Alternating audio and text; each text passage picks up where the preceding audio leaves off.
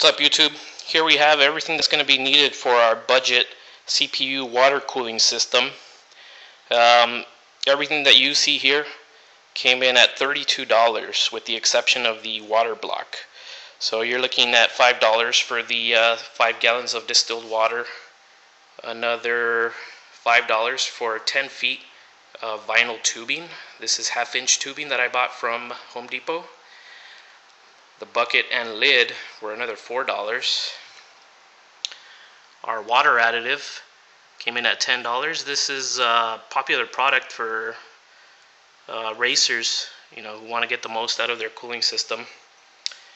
And if you subscribe to either one of these magazines, you'll find a 20% off coupon that you could use to buy this $10 water pump. This is from Harbor Freight. It's a 200 gallon per hour pump, and it has a 4.6 maximum head lift. So there's a pretty good amount of pressure going through this pump, and it's fairly quiet. I've tested it already. And there you have it. And this here is our CPU water block, Danger Den. I got this from svc.com for $60.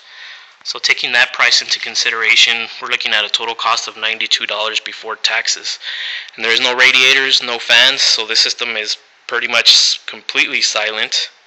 And the idea is that considering how much water we have, 5 gallons, it's going to take too long for the processor to heat up the water enough to negate its cooling effectiveness. So there you have it. And over here, this is our test PC. I'm running an AMD Athlon 455 processor. Stock speed 3.3 gigahertz. I have it overclocked at the moment to 4.1 gigahertz. And as you can see over here, I ran a Prime 95 for 10 minutes. And I hit my highest temperature of 58 degrees at 1.57 maximum volts.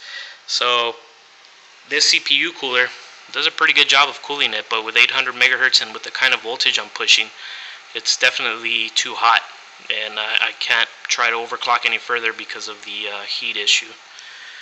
And just to verify the speed, let me bring this up.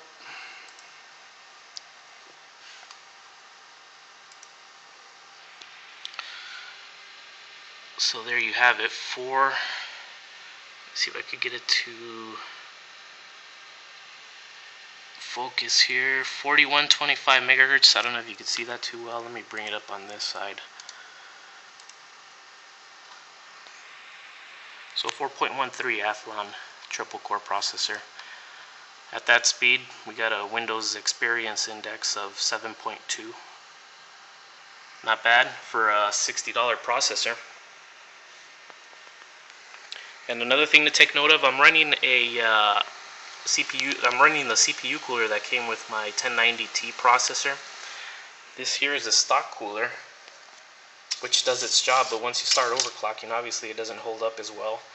And this CPU cooler works really, really well. I mean, considering we're getting, we're hitting a little bit over 4.1 gigahertz, it was able to maintain it below, at 58 degrees and below. So this CPU cooler works really, really well if you're on an even tighter budget than I am, that you'd have to spend less on the CPU cooler. This is a good option. And there you have it. So the second part's going to be the water cooling of this system, and we'll see how good it works. Alright guys, so here you have the semi-finished product. I left the lid off. As you can see, I drilled 2 holes to plumb the pipes through, and I tried to make a triangular hole to fit the plug for the pump through. However, I left it off just so you guys could see. There we have our pipes going into the CPU water block. And I don't know if you guys could tell or not, but the pump is actually running right now. And it's very, very silent. I switched over from the other bucket because I figured the brighter Home Depot bucket would probably make it easier to see any trash that might be inside of the water. But right now the pump is running, and like I said, it's super quiet. It makes almost no noise at all. There you can see it. Just get this guy out so you can see. There you go.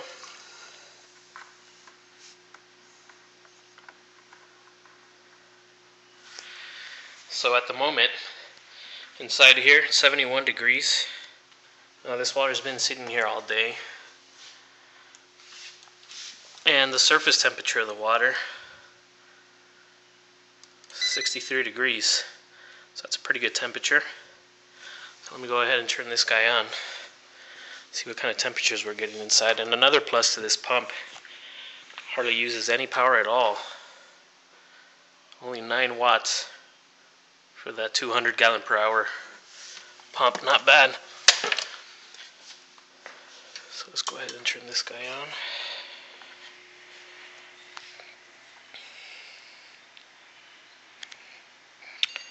We'll be right back.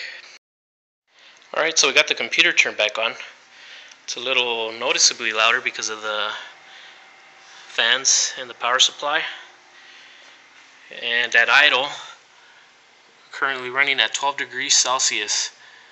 Not bad at all. And as you can see here, we're still running it at the 4.125 gigahertz.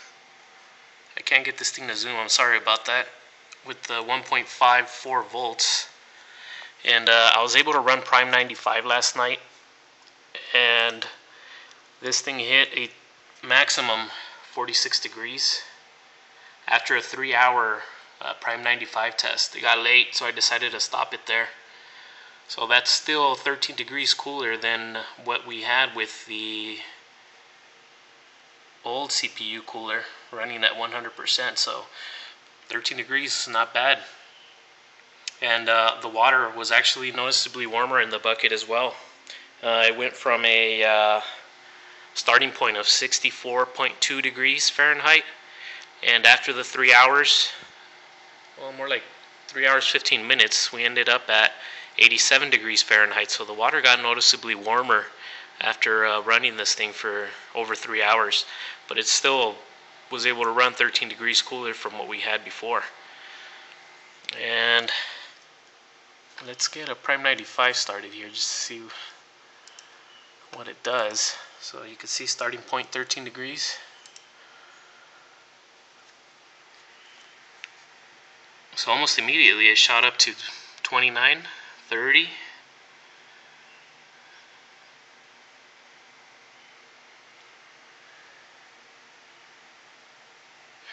Yep, 30 degrees. That's pretty much where it started last time. It started at 30 degrees, and after 3 hours 15 minutes ended up at 46 degrees. So we're talking an increase of 16 degrees over the course of 3 hours of running this thing at 100%. I don't know about you guys, but I think that's pretty effective cooling. Now, I think a big plus to this is that it's currently pretty cold out where I'm at right now. Like I said, the indoor temperature is 71 degrees. Now in the summer, obviously this isn't going to be as effective, so I think in the summer I'd have to add some kind of radiator to help cool the water that's in the bucket. But again, because of all the water that's in there, you know, considering the size of this, I think a small radiator, maybe even something that would fit on the top of this here, would work just fine. And of course, once I'm all done with this, I'll be able to poke out these 2 holes right here, make them bigger, so I could plumb all this through, make it look nice and neat. So there you have it. Bucket water cooling. Thanks for watching.